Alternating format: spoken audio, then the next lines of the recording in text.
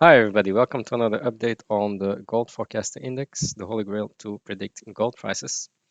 In my last video, I said that March would be seasonally weak until Silicon Valley Bank failed and Credit Suisse failed.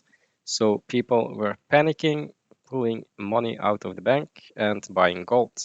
So that's what happened here.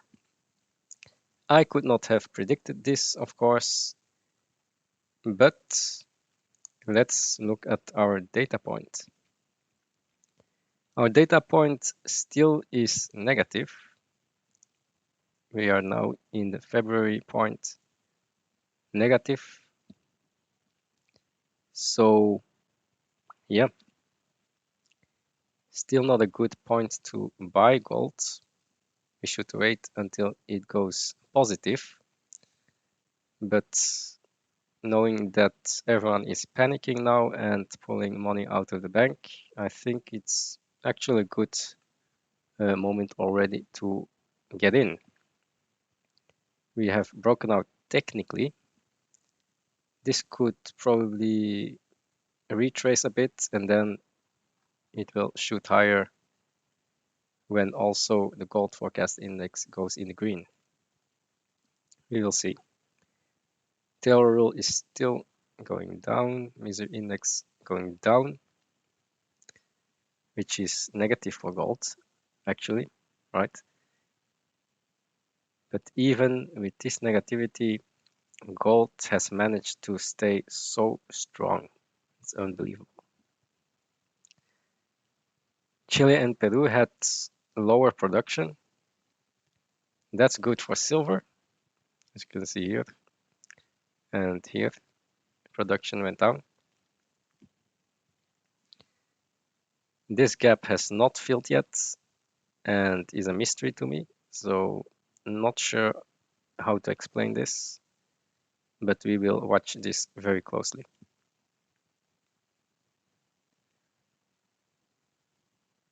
China gold demand was good. It was almost a new high. So gold demand is looking very strong from China. Here the SLV has not added ounces. Same with the PSLV, not added. But silver manages to break out. So here as well, it's a mystery. How can silver go up with no ounces added? Yes, mystery. US Mint sales were very good. Gold hit a new high of sales in March. Silver not so much. Premiums are very high at 70%, so still upside possible. Same with junk silver, 70% premium upside is possible for silver.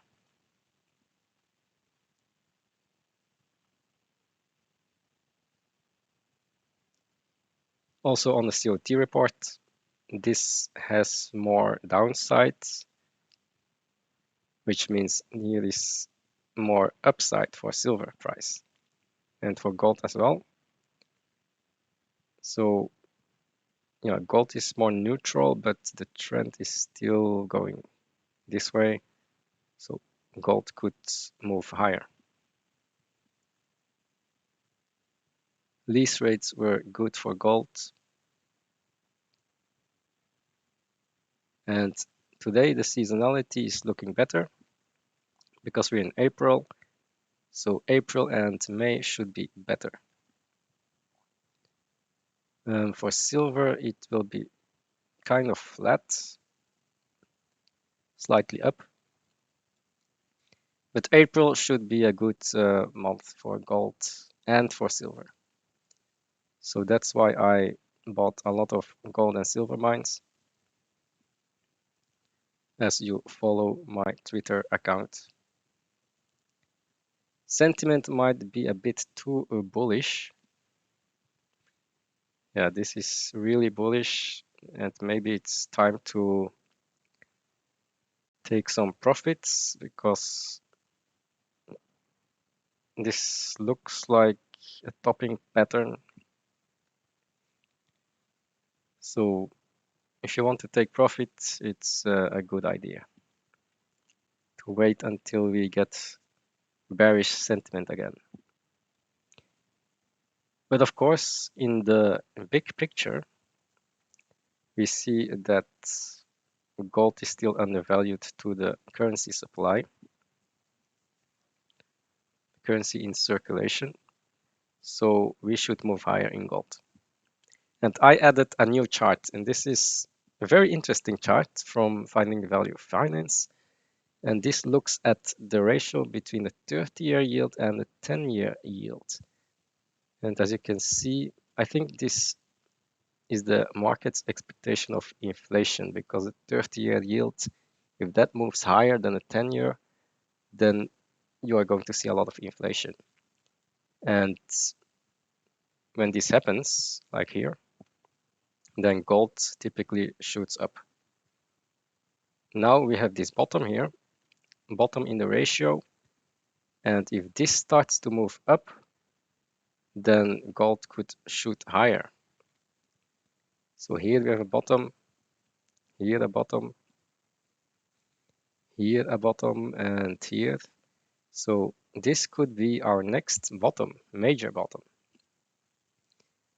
and could lead to gold going to 2,500 to 3,000. So watch this indicator. Let's talk a bit about oil as well, because oil is my second investment besides gold. And here you can just look at all of these things.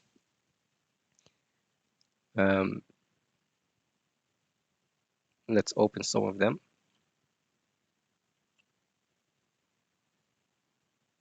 Like this one.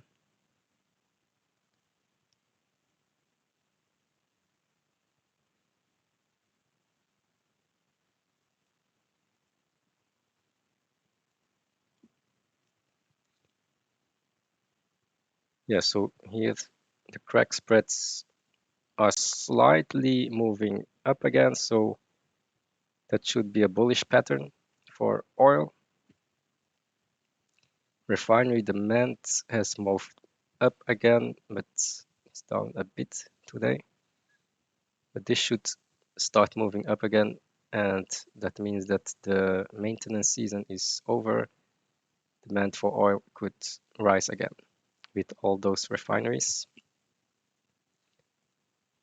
Natural gas is something still to avoid. It will stay around the current $2.3 and slowly move up somewhere at the end of the year. But don't expect it to go to $4 or $5. That's too high.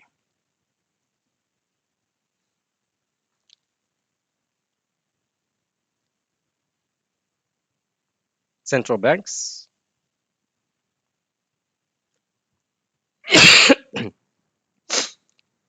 Yeah, you can see here that the central bank balance sheet is rising again. So that means QE is back.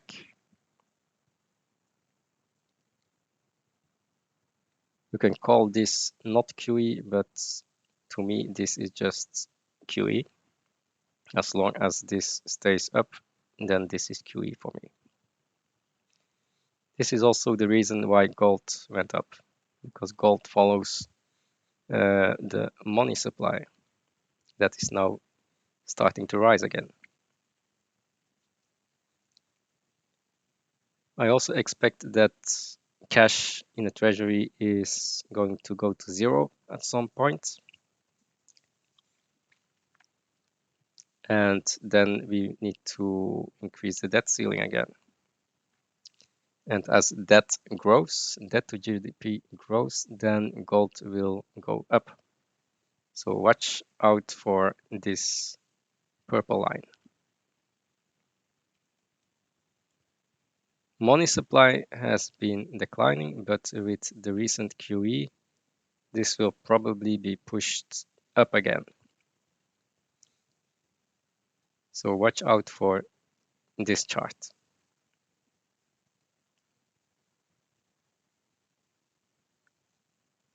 Fed funds rates, we all expect rate cuts now, and that's exactly what we see here. Rate hikes will stop. I think that it will stop, and we will see rate cuts coming in later this year or next year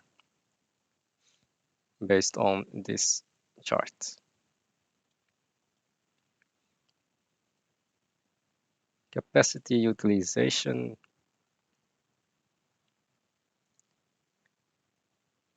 was at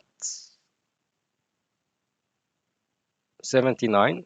That's not bad. It's still inflationary, but it has come down a bit.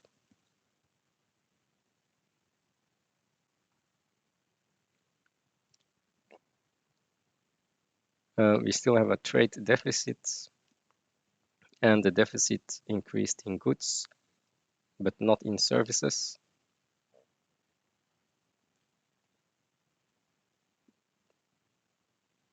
But yeah, the deficit is actually improving a bit. So I expected more deficits, but yeah, it's shrinking. It's going up this trend here. So that's actually not that good for gold. For gold, we need a lot of deficits. Import prices went down and export prices up. That's actually also not good for gold.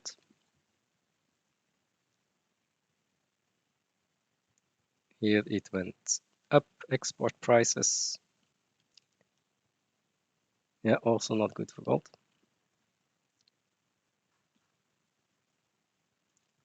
So a lot of data, positive and negative.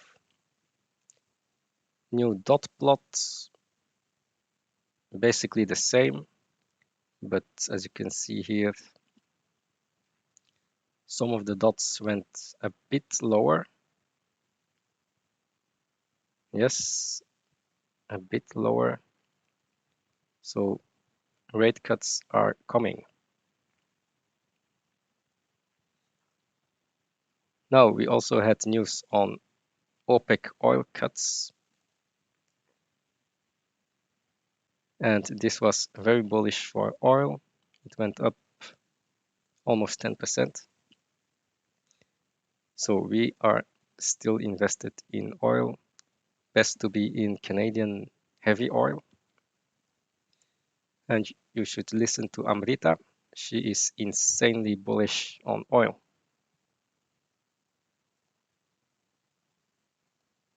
And this is the reason, because demand is going to outpace supply.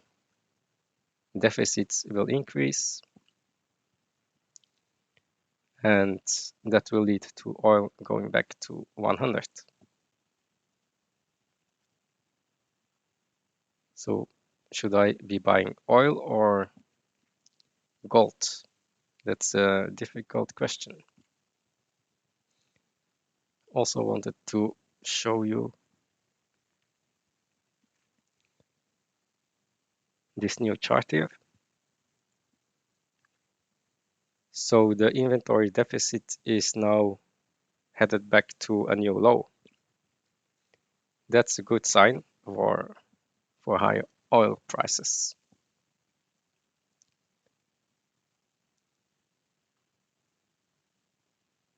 Inventories are starting to drop again. Good news. And on top of that, we had news that the US dollar is losing its reserve status. So we are now at 58%, so that's a new low. That means that the US dollar will be very weak going forward as this trend continues lower. That's good for commodities, for gold and oil.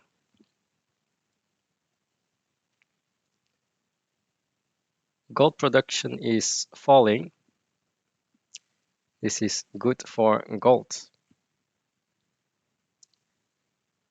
And I wanted to end this video by looking at some break-even cost curves. And my theory is that the commodity prices always follow the cost curves or stay a bit higher than the cost curve. So for silver, the average is around 17. So if you can buy a mine that's below 17 cost, then that's very good.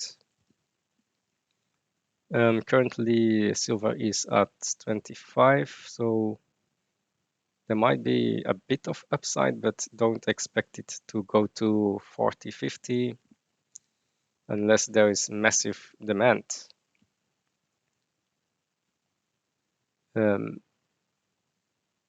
Here as well, you can see that the silver price typically follows the cost curve of the mines,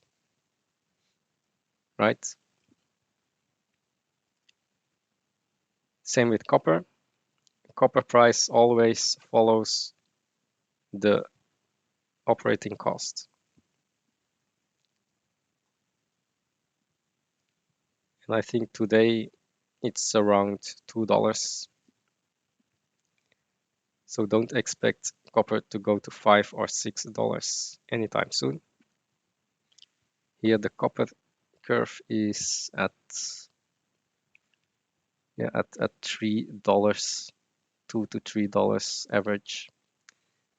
So if you think that copper is going to go to 12,000 or 10,000, then you are somewhere here. That's, I think, too expensive for copper. So don't expect copper to go to $6 anytime soon. Now for uranium, this is an old 2021 chart. It's probably much higher now, around 20. So this is already 20, and then this will be around 30 to 40. So this average is probably around 45 now. So uranium could go to 60, but don't expect 200 uranium. That won't happen.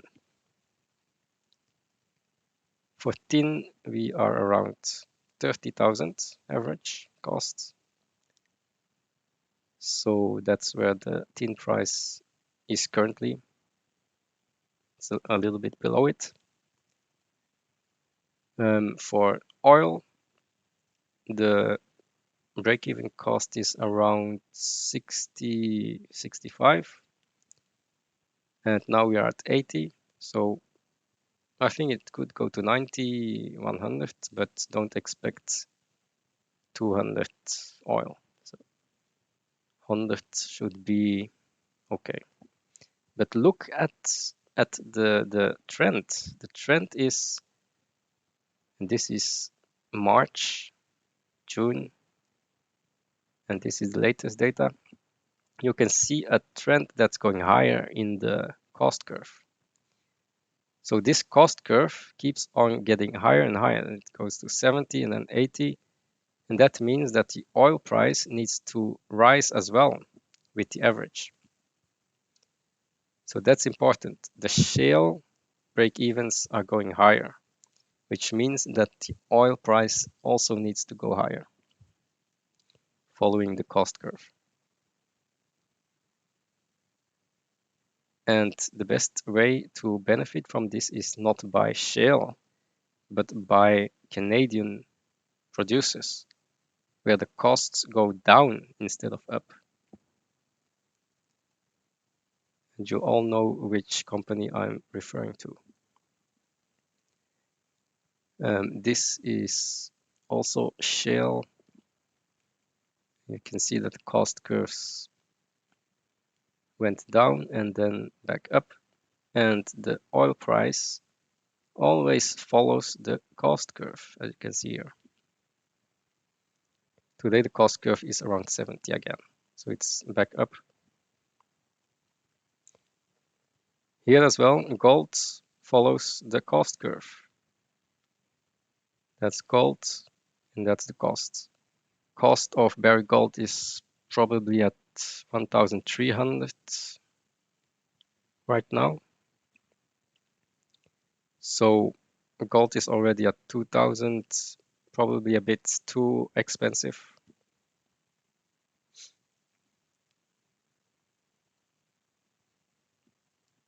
This is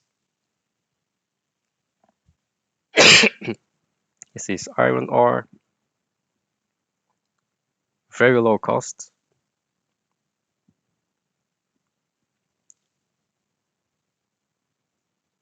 This is platinum, also low cost. Potash is probably going to go back to 400 to 300. Lithium,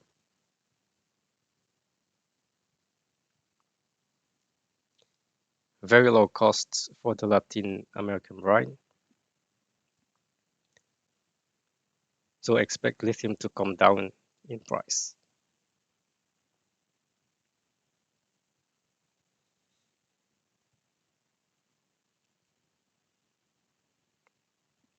This is coal, also low cost,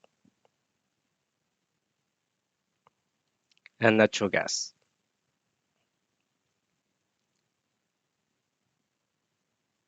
So that's all I got for this video, and I'll see you in the next video. Bye.